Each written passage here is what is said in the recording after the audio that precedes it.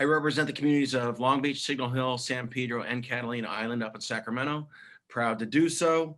I am chair of the Assembly Education Committee. My background is a teacher, so I've always professionally worked around women. It was, teaching is, is a great opportunity for me to inspire the young women too, to make sure that they know that they can do anything across our globe that men can do, and maybe better oftentimes. I have two daughters in high school. I thank them for supporting me, my wife, as well, for supporting me in my role and giving back too by doing that. I also want to acknowledge uh, the women on my staff. I have a very female-dominated staff, and not by it wasn't because they are the most qualified. They were hired, quite frankly. Hannah here, who helps run the district office. Marisol, of course, who does run the district office. Sophia, my chief of staff, is a woman. Michelle up in Sacramento, and Kylie up in Sacramento. Then on the education committee, it's all women. So um, again, because they are the most capable, they perform those jobs. I'm very proud of them and the work they do. They do great work for me and you as citizens of California. So I'm grateful to have our 2020 and 2021 Women of Distinction here this morning. And sorry we couldn't do this in person. You know that. You know why. Thank you for your leadership and determination for going above and beyond to serve the community and make a difference in the 70th Assembly District and beyond during these difficult times and hopefully the normal times, if you will, that we're going to return to very shortly. All honorees should have received a framed certificate along with specialized cookies from Chef and Queens, Long Beach local, Vanessa Bejanro. She's a small business owner. It's important to support our small business owners. So thank you for those cookies. And thank you to our nominators for helping us identify these exceptional women and celebrate them today. Family and friends, thank you for being here. You're the foundation for our great leaders, no doubt.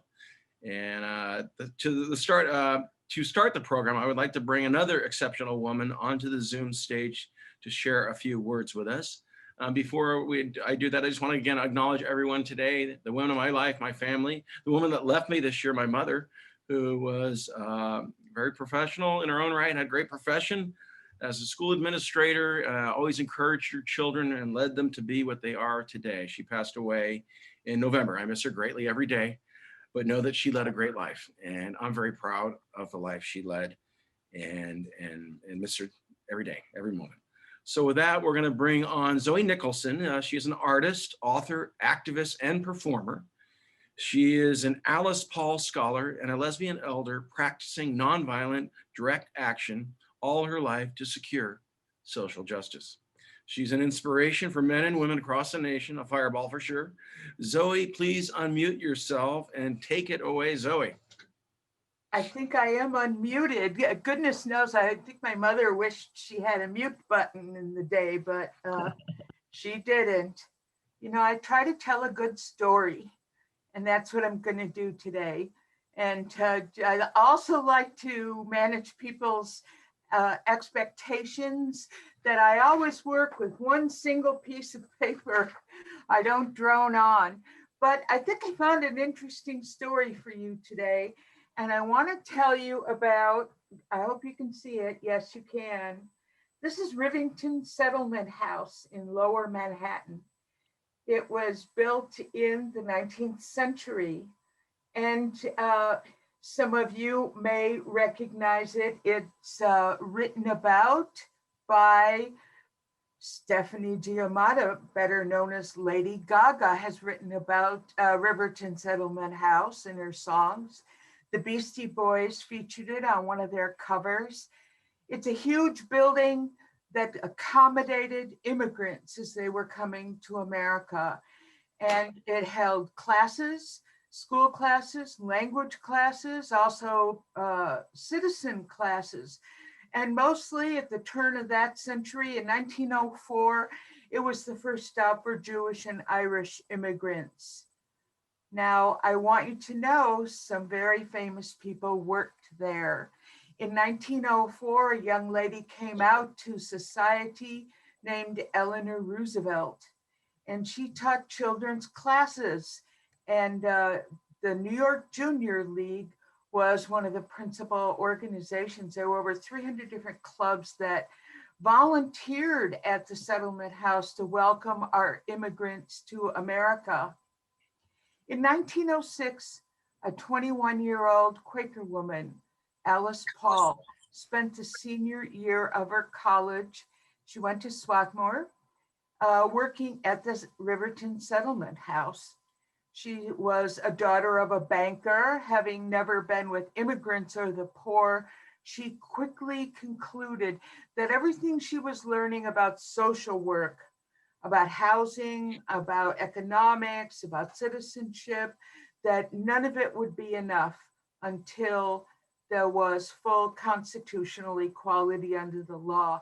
So I want you to know, as you're watching America right now decide what to do with the Equal Rights Amendment, that the fact is this 21-year-old girl had this epiphany at the Rivington Settlement House and never stopped working on it. She lived to be 92. In 1920, after the vote, she went to school and earned 3 law degrees. And she wrote the Equal Rights Amendment in 1923 and submitted it to Congress. And it has been submitted to Congress every year now for 98 years. It's hard to believe. She lived to see the House pass the ERA October 12, 1971, and the Senate pass it in 1972, which, as you know, we're coming up on that anniversary pretty soon. When she found out that a deadline had been assigned to the ERA, her first remark was, "It will never pass." Because she explained to the women who had run to her house to tell her that it had passed out of Senate into the states for ratification. She said, no, all they have to do is stop that final state. They can let all the others roll, but they have to pass. They have to pass 38 to be ratified, and it wouldn't happen. So with dozens of pale attempts over the next 35 years, something happened. Women of distinction, you women, ran and were elected to office.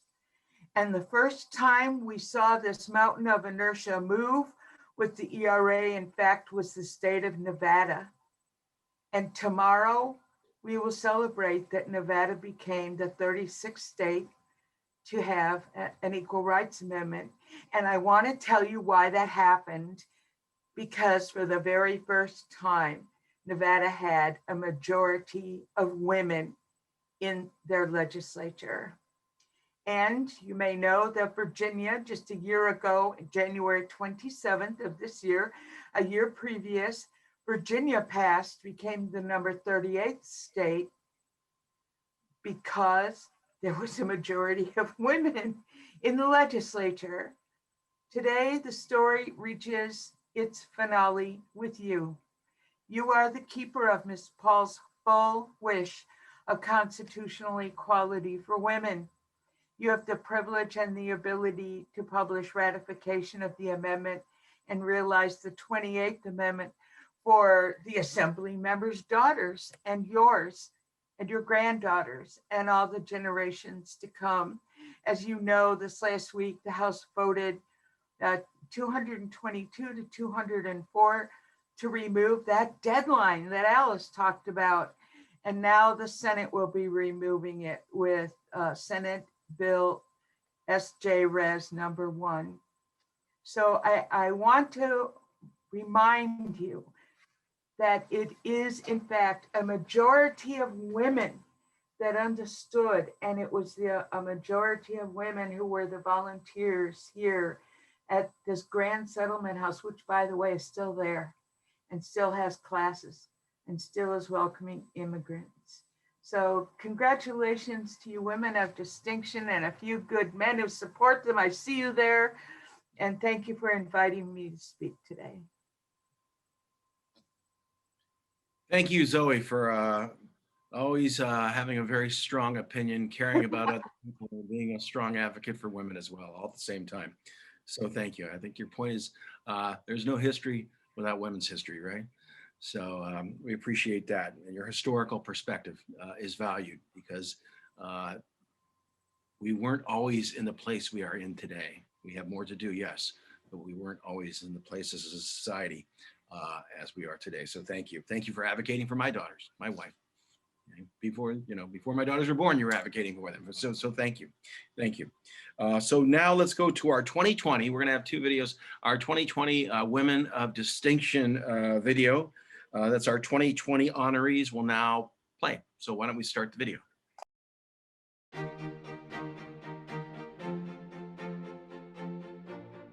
Barbara Betts. Barbie Betts has had her clients' best interests in mind since she entered the real estate business in 2003. She is the broker, CEO, and realtor of the Betts Realty Group. She is truly unstoppable, and we celebrate and honor her spirit today. Yvonne Bogdanovich.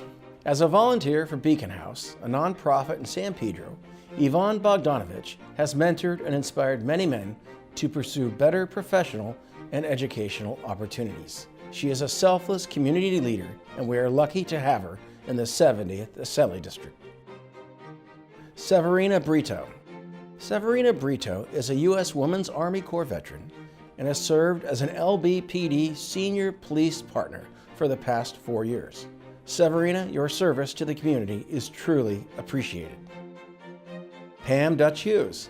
Pam Dutch Hughes serves as a Parks and Recreation Commissioner for the City of Signal Hill and as a Sunday school teacher for the Latter-day Saints Church. She has a pure heart for helping others and gives timeless hours back to her community. Jan Hall Zolan. Jan Hall Zolan has been a tireless leader for the Long Beach community, serving 12 years as a councilwoman and stopping a crosstown freeway. She continues to be involved in local community issues, and we thank her for her years of service to Long Beach. Maria Hernandez. Maria Hernandez has been dedicating her time as a volunteer to Lutheran Social Services for over 29 years. She has accomplished more as a volunteer than many do in their careers. Kamiya Katami. Kamiya Katami is the Director of Customer Service at Pacific Harbor Line and works tirelessly to build strong relationships with her customers. She is truly the engine that makes the rail industry run inside our port. Kathleen Martin. Kathleen Martin is chair of the Homelessness Committee for the Coastal San Pedro Neighborhood Council and advocates for those whose voices are rarely heard. Kathleen is an incredible community leader, and we thank her for her commitment to give back to her and our community. Himlata Momaya. Himlata is the founder of Bal Jagat Children's World, a nonprofit adoption agency in Long Beach. Himlata has a huge heart for our youth, and we thank her for that. Suzanne Morales. As a food service director, Suzanne Morales ensures that schools provide nutritious meals so that students are ready to learn. She is paving the way in school nutrition services across our state, and I look forward to seeing what she does next. Julie Perlin Lee. Julie is the executive director of the Catalina Island Museum and continues to bring creative and impactful exhibitions to the island. Thank you, Julie, for reminding us how vital the arts are to our community, and especially Catalina. Alexandra Torres. Alexandra advocates for economic equity and equal access to good-paying jobs for women in the construction and building trades industry. She is a fierce women's rights advocate, and we thank her for that. Pastor Lisa Williams. Pastor Lisa has coordinated food banks, mobile showers, and the children's Christmas shopping spree at the San Pedro United Methodist Church. She is a tenacious and passionate activist for those who are unhoused in our community. Juanita Wilson. Fondly known as Mama J, Juanita Wilson is a genuine community servant who has made volunteerism a lifestyle. Every year, she brings community members together to collect gently used jackets for underserved children in Long Beach.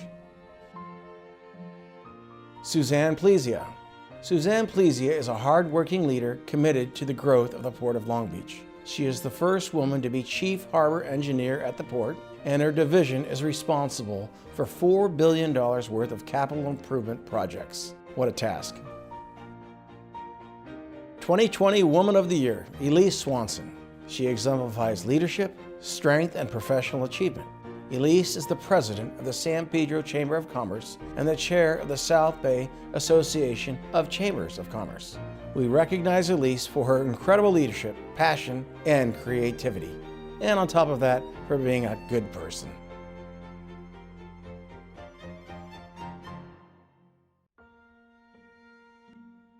Thank you so much again, 2020 honorees. We just wanted to highlight and honor you. I hope you could all hear the video okay. We can be sending it out as well. We're gonna do that after the event. But next, I'm gonna go ahead and introduce our next speaker.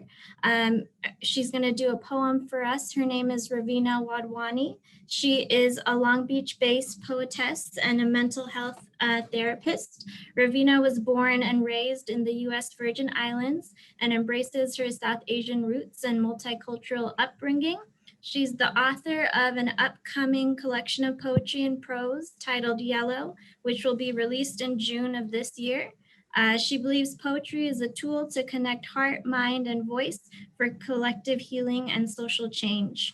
Ravina, go ahead and unmute yourself and take it away. Thank you, Hannah, for that introduction. Thank you all for having me in this space. If for any reason my voice cuts out, please feel free to let me know. I'm really honored to share 2 poems with you today to honor our women. So here we go.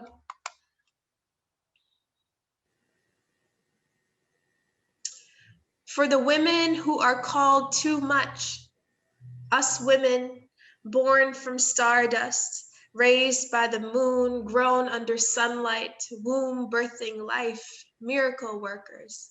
They say we are too much. Us women with too much radiance in our bodies, how quickly and conveniently we get placed into boxes, shaped, molded, shoved into categories, false stereotypes, negative perceptions. They tell us we are too confident, too powerful, too angry, too emotional, too loud, too moody, too sexy, too much of everything, and still deemed not enough. Too much woman. We women, we mothers, daughters, sisters, lovers, birthers, survivors who are cracked open, beat down, fed criticism on our plates. Don't you see how we still rise? Do you see how we still build each other up? How we shine together like constellations, more powerful in numbers and so incredibly enough.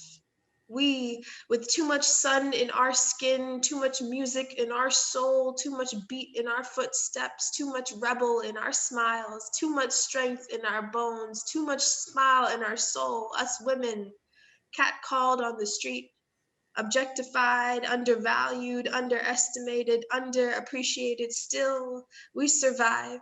Still, we wake up to each other's brilliance, a sisterhood of all shades, a matriarchy of many generations. We, who have been pulled from the dirt, still come out shining, still magical, still pick our own pieces up to create miracles. We women, strong-boned, strong-willed, raise children born with crowns on their heads, diamonds in their soul. We women take the gifts of this universe and mold blues into gold, spread glitter wherever we go. So when they call us too much, we will remind them of every ounce of too much that we know we are, we women of the world. Shed light in every footstep, every strut, every movement, every dance under the moonlight, every wake of sunrise, find ourselves in every sunset. We are too much and so much more. We women born too much, so when they tell us we are filled with a light so bright that they can feel them threatening their own shine, we will tell them, thank you.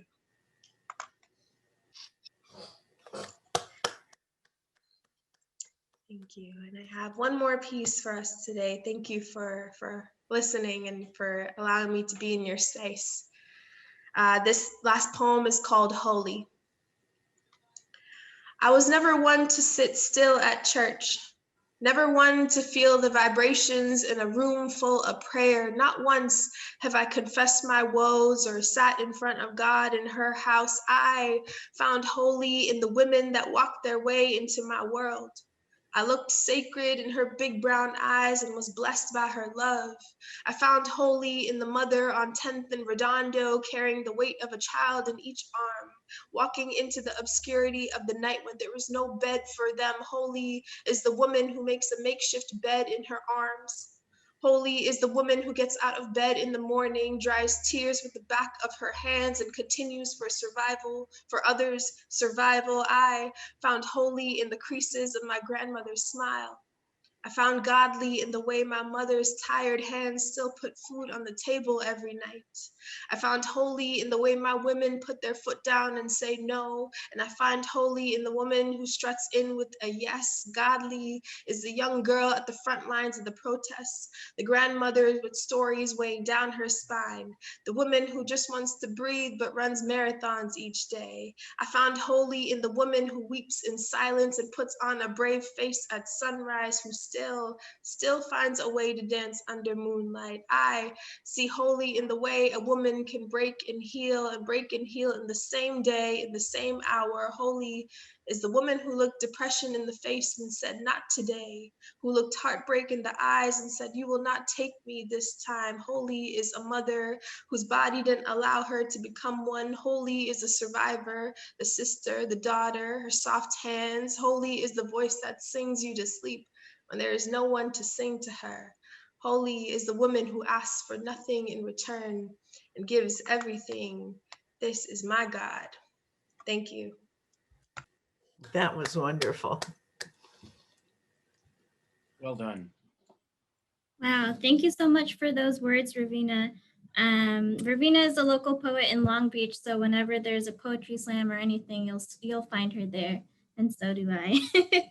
So with that, let's go ahead and introduce our exceptional and passionate women of distinction, and I will roll our video for our 2021 honorees.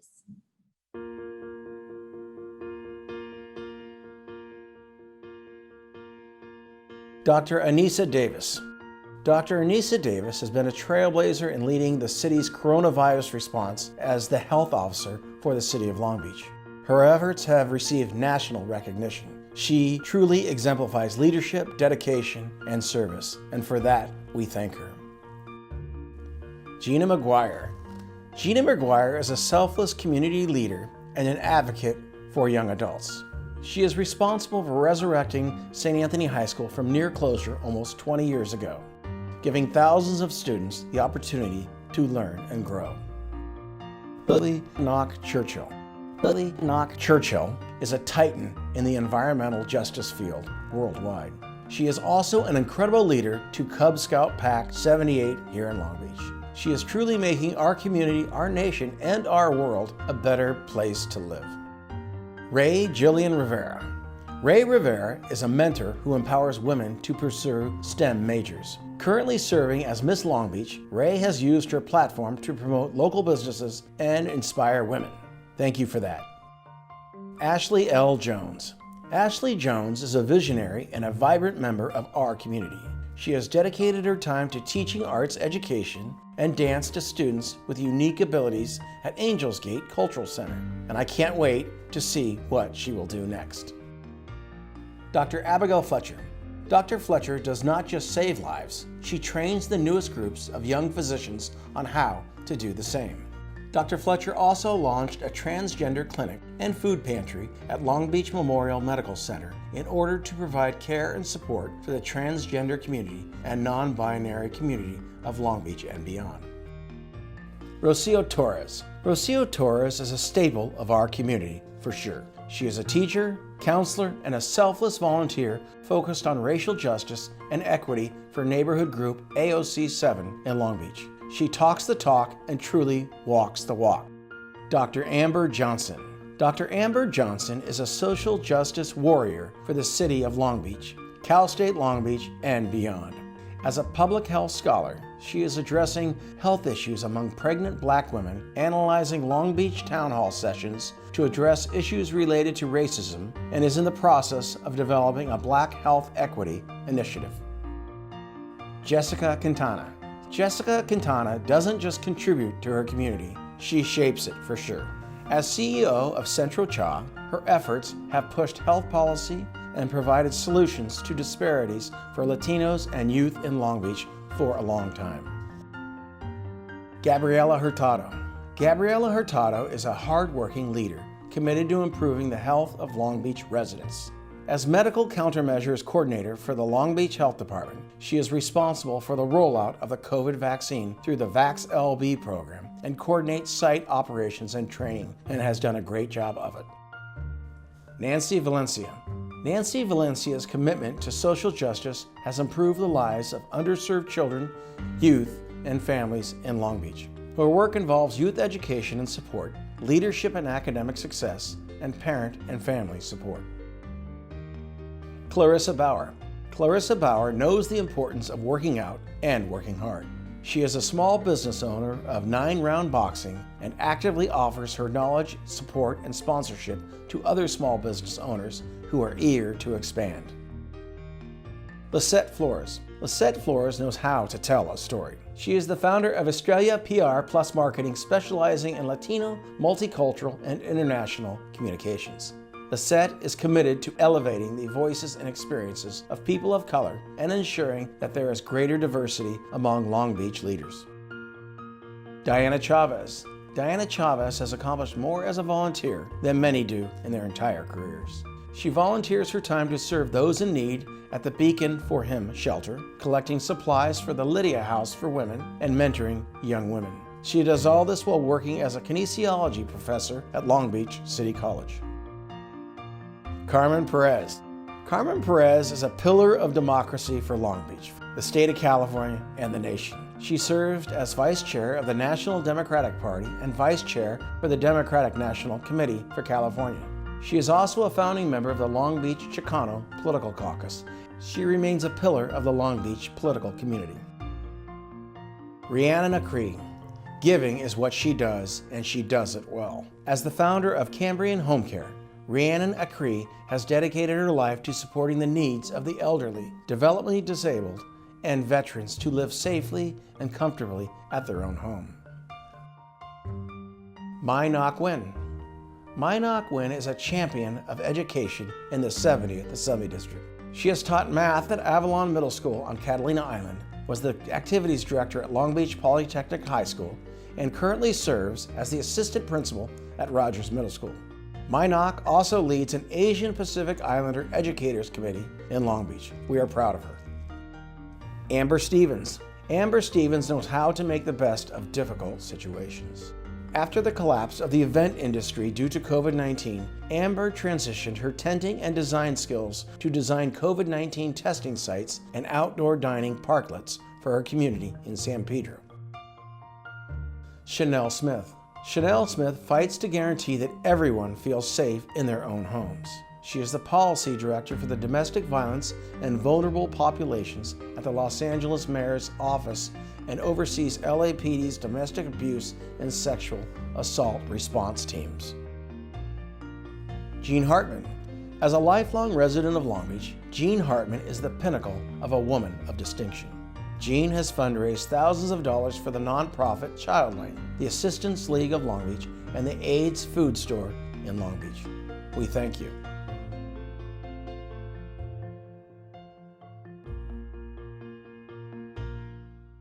Thank you to those powerful women of the 70th Assembly District who impact the 70th Assembly District and beyond greatly. Thank you for all you do in our community and being who you are and being examples, because you truly are. So again, thank you. I want to thank Hannah, who you're seeing right there, for putting this together and working hard on this. Thank you.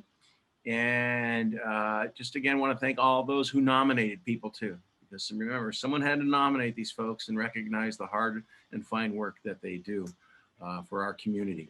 So with that, this concludes our program. Once again, thank you for being here virtually, a very different event, but I think we made it work the best we could.